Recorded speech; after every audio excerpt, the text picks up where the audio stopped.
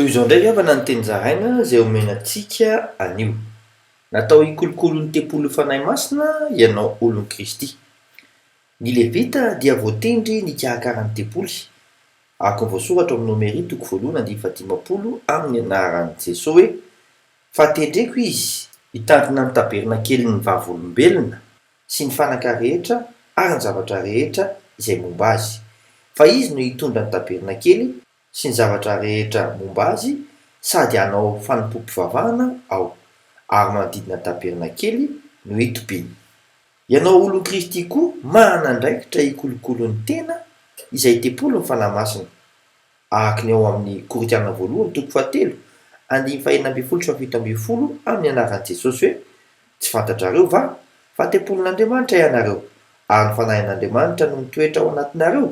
Raha misy manimba ny tempolin'Andriamanitra dia mba hosimbain'Andriamanitra kosa izy, fa masina ny tempolin'Andriamanitra dia ianareo izany. Hamasina ary ny tenanao satria masina Kristy ao anatinao. Mandram-peona tompoko.